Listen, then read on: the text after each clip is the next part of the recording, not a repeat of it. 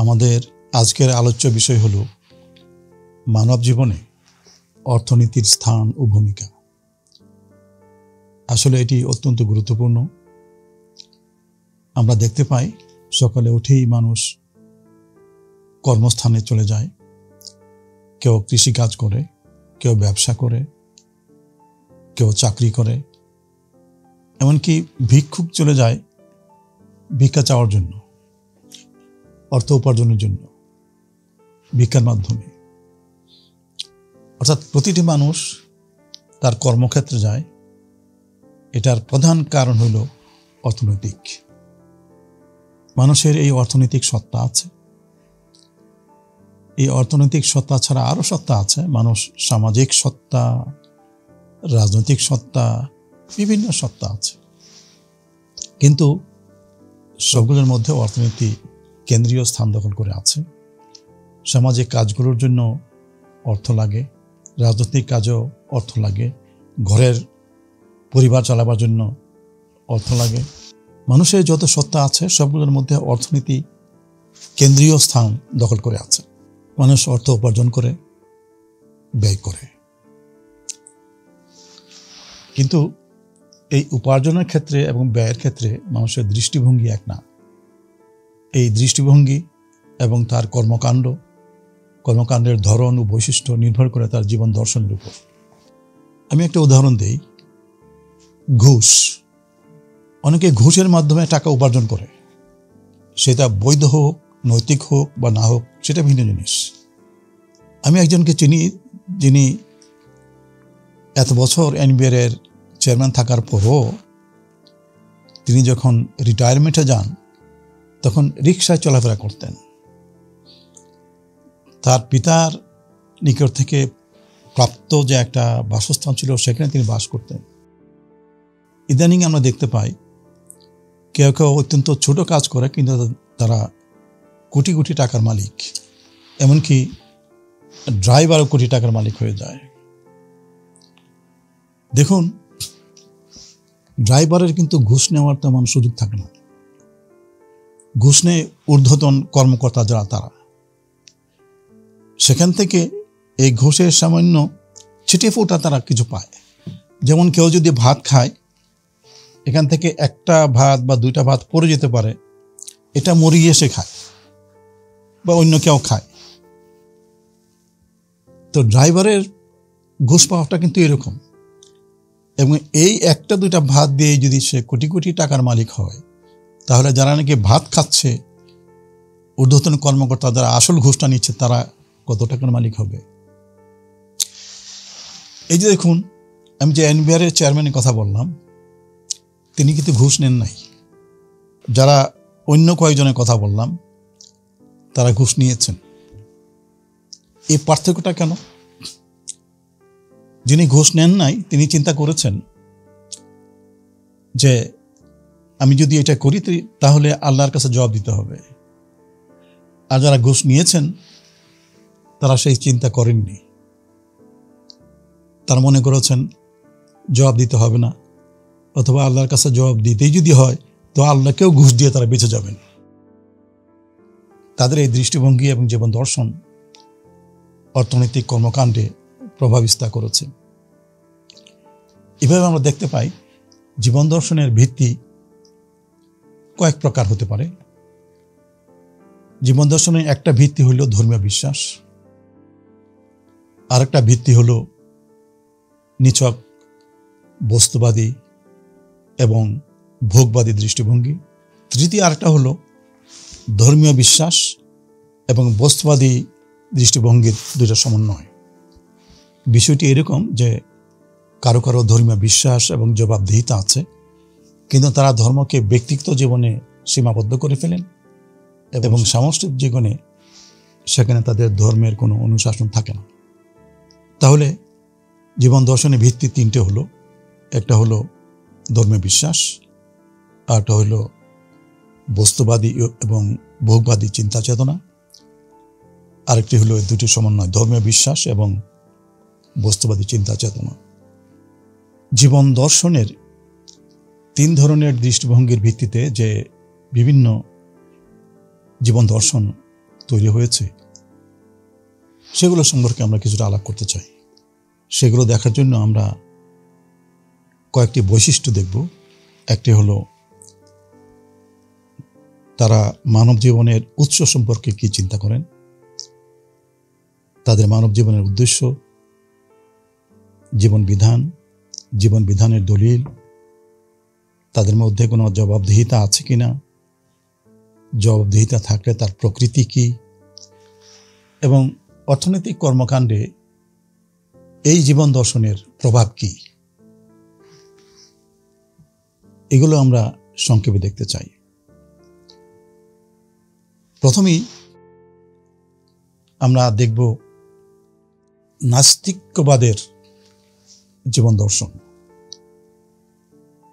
যারা স্রষ্টাতে বিশ্বাস করেন না, যাদেরকে এথিস্ট বলা হয়, এবং এখন একটা মডার্ন টার্ম সৃষ্টি হয়েছে, তারা বলে আমরা ফ্রি থিঙ্কারের জীবন আদর্শ। বলা বাহুল্য, এই জীবন দর্শন সম্পূর্ণরূপে বস্তুবাদী ও ভোগবাদী ভিত্তির উপর প্রতিষ্ঠিত। আমি প্রথম বৈশিষ্ট্য দেখি, মানব জীবনের উৎস সম্পর্কে তারা কি মনে করেন। তারা মনে করেন কোনো স্রষ্টা নেই, মানুষ এমনিতেই প্রাকৃতিকভাবে চলে এসছে, সেটা বিবর্তনবাদ হোক বা অন্য যেভাবে হোক, প্রাকৃতিকভাবে এমনি মানুষ অস্তিত্বে এসেছে, তার কোনো স্রষ্টা নেই। যেহেতু তার কোনো স্রষ্টা নেই, অন্য গাছপালা এবং প্রাণী যেভাবে হয়েছে সেভাবেই মানুষ হয়েছে, সেই জন্য তার জীবনের কোনো উদ্দেশ্য নেই।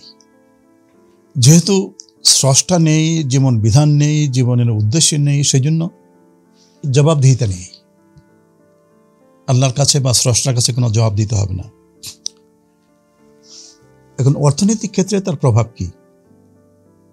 এই জীবন দর্শনের প্রভাব হলো এই যে অন্যান্য যে কোনো প্রাণীর মতন মানুষ খাবে, দাবে, ভোগ করবে, এরপর একসময় মরে যাবে, এর চেয়ে বেশি কিছু নয়। তবে পার্থক্য হলো এই অন্যান্য প্রাণী পরিকল্পিতভাবে উপার্জন করে না, তারা সকালে ঘুম থেকে উঠেই যায় এবং খাবার খুঁজে খেয়ে নেয়। তাদের যখন পেট ভরে যায় তখন আর কিছু চায় না। একটা গরুর কথা ধরুন,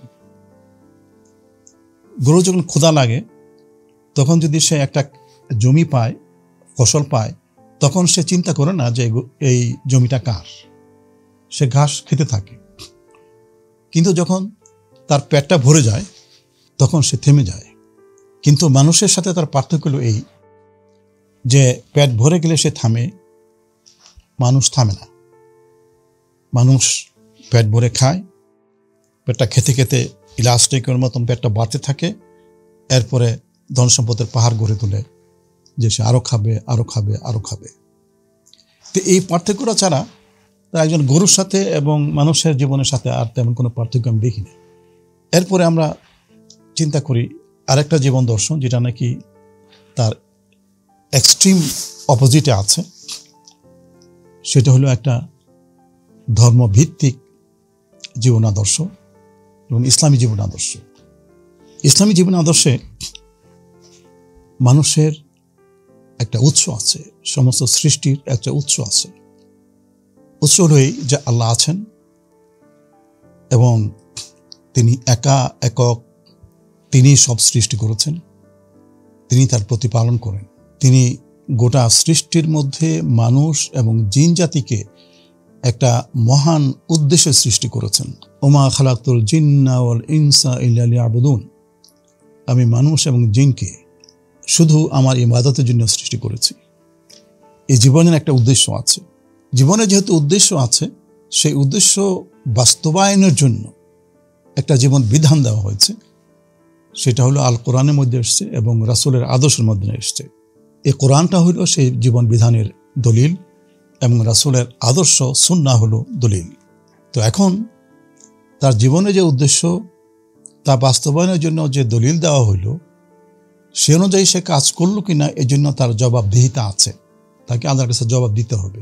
কিভাবে জবাব দিতে হবে? কিয়ামত হবে, সেখানে তার প্রতিটা কর্মের, ছোট হোক বড় হোক, প্রতিটা কর্মের জবাব দিতে হবে। এবং এই জবাব দিয়ে যদি সে উত্তীর্ণ হতে পারে তাহলে জান্নাতে যাবে, অনন্তকাল সেখানে সুখে থাকবে। আর যদি না পারে তাহলে সে দুজখে যাবে, জাহান্নামে যাবে, সেখানে অনন্তকালের শাস্তি পাবে। তার এই জীবন দর্শনের, এই যে জীবন দর্শন,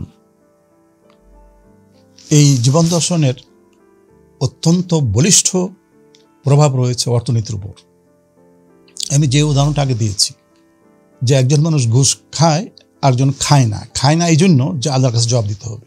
সে কিভাবে উপার্জন করবে, কিভাবে তা ভোগ করবে, কিভাবে তার উপার্জিত অর্থ সম্পদ বণ্টিত হবে, কাকে দিবে, মানবতা সেবা করবে কিনা, এই ধরনের যে নীতিমালা ইসলামী জীবন দর্শনে বা ইসলামী জীবন আদর্শে, ইসলামী অর্থ ব্যবস্থায় দেওয়া আছে, তাকে সেটা পুঙ্খানুপুঙ্খানুভাবে শতকরা 100 পালন করতে হবে।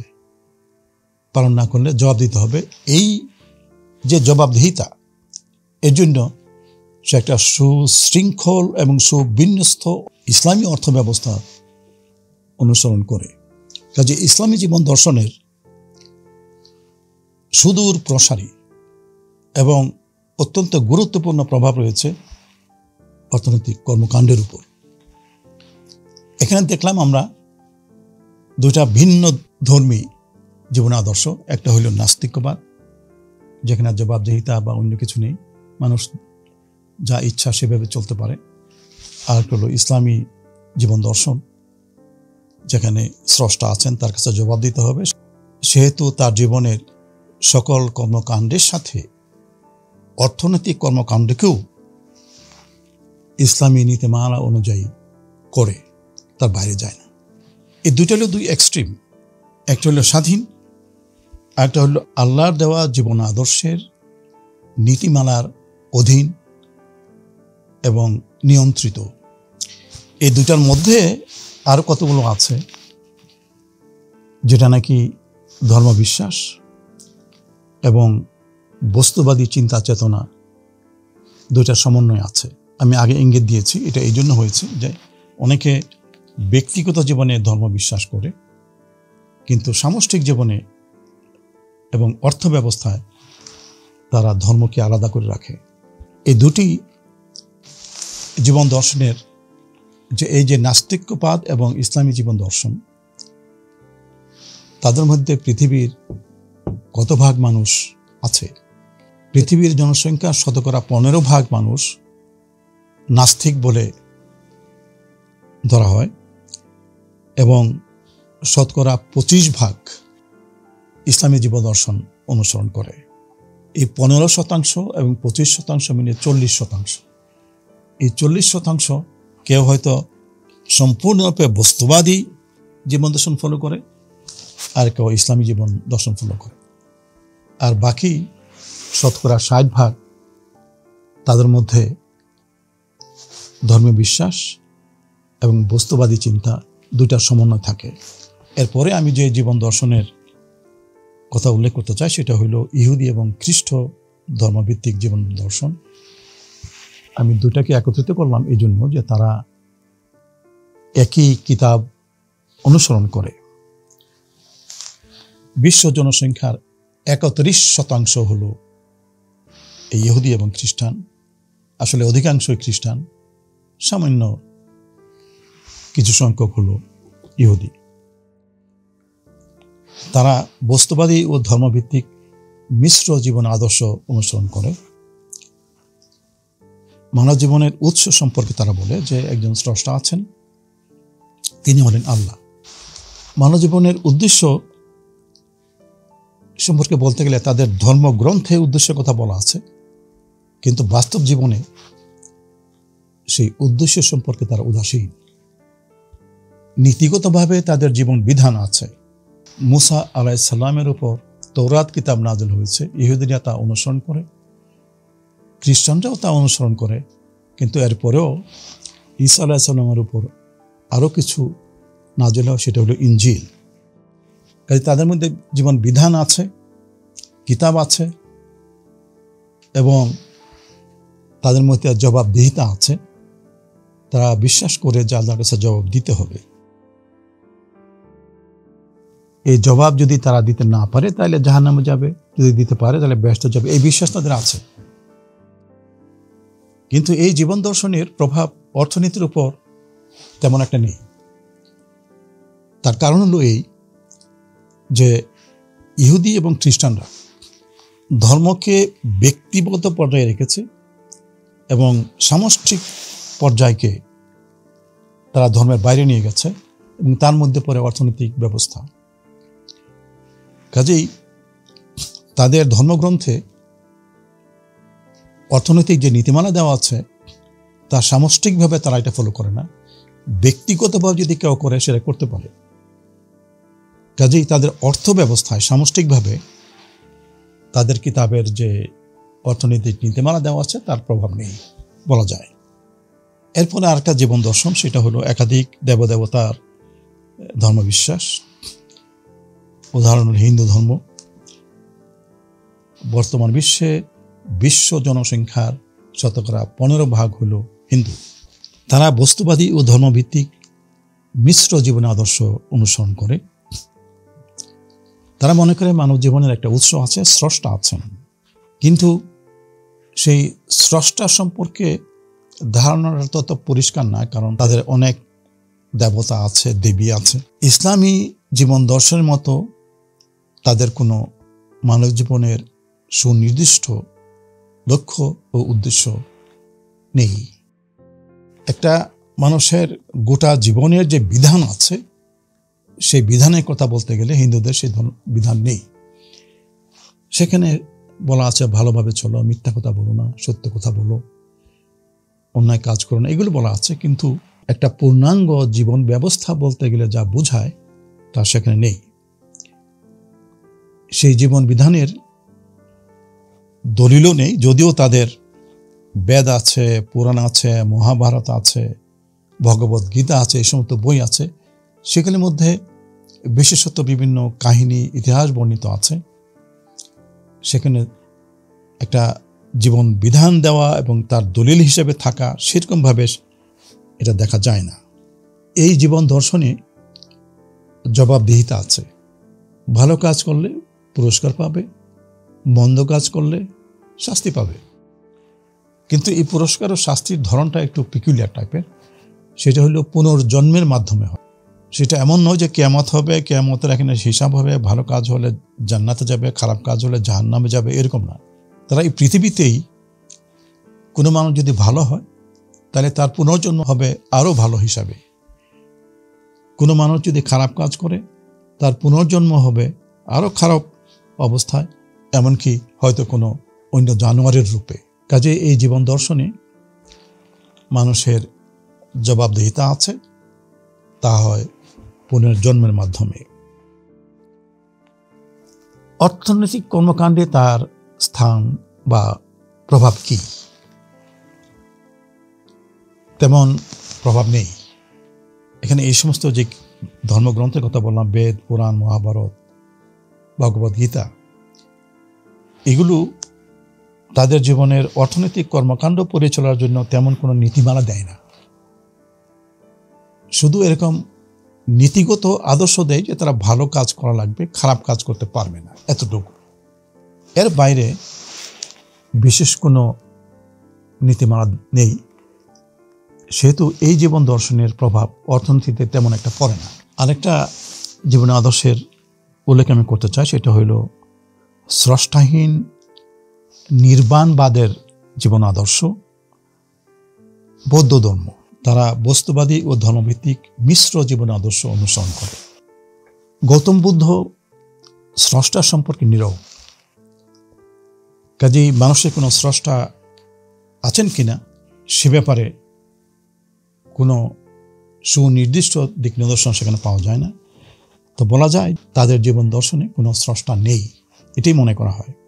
যেহেতু স্রষ্টা নেই, কোনো বিশেষ উদ্দেশ্যে মানুষকে সৃষ্টি করেননি, কাজেই মানব জীবনের তেমন নির্দিষ্ট উদ্দেশ্য নেই।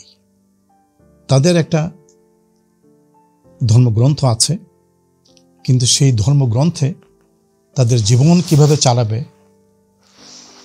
সেই সম্পর্কে সুনির্দিষ্ট কোনো নীতিমালা দেওয়া নেই, তাদের কোনো জীবন বিধান নেই। সুতরাং তাদের অর্থনৈতিক নীতিমালাও নেই। শুধু এতটুকু যে তারা ভালো কাজ করবে, খারাপ কাজ করবে না। যদি ভালো কাজ করে তাহলে দুঃখ জরা থেকে বাঁচতে পারবে, নির্বাণ পাবে। আর যদি মন্দ কাজ করে তাহলে দুঃখ জরায় জর্জরিত হবে, মুক্তি পাবে না, নির্বাণ পাবে না। তো অর্থনৈতিক ক্ষেত্রে তাদের এই ধর্মবিশ্বাসের তেমন কোনো প্রভাব নেই। এভাবে আমি যে কয়েকটা জীবন দর্শনের কথা বললাম, তার মধ্যে রয়েছে পৃথিবীর জনসংখ্যার 91% জনগণের কথা। এখানে শুধু 25% মানুষ এমন আছে যারা ইসলামী জীবন আদর্শ ফলো করে, আর 15% আছে যারা কোনো স্রষ্টা মানে না, তাদের জবাবদিহিতা নেই, নাস্তিক্যবাদ ফলো করে। আর বাকি যারা আছে তাদের সবাই কোনো প্রকার ধর্মবিশ্বাস এবং বস্তুবাদী বিশ্বাস দুইটার সমন্বয়ে তাদের একটা জীবন দর্শন আছে। অর্থনীতির ক্ষেত্রে তাদের তেমন একটা কোনো প্রভাব নেই। আমি এখানে বর্তমান বিশ্বে বিদ্যমান প্রধান প্রধান জীবন দর্শনের কথাগুলি উল্লেখ করলাম এবং অর্থব্যবস্থায় তাদের কি স্থান এবং ভূমিকা সে সম্পর্কে কিছু আলোকপাত করলাম। আমি আজকে এখানে শেষ করছি। পরের ভিডিওতে আমরা বিশেষ করে ইসলামী জীবন দর্শন সম্পর্কে আরেকটু বিস্তারিত বলবো, কারণ আমাদের আলোচ্য বিষয় হলো ইসলামী অর্থব্যবস্থা। আমরা ভবিষ্যতের ভিডিওগুলোতে ইসলামী অর্থব্যবস্থার একটা চরিত্র এবং রূপ পেতে চেষ্টা করব। সেজন্য ইসলামী জীবন দর্শন সম্পর্কে আরেকটু বিস্তারিত আলোচনা হবে এর পরের ভিডিওতে।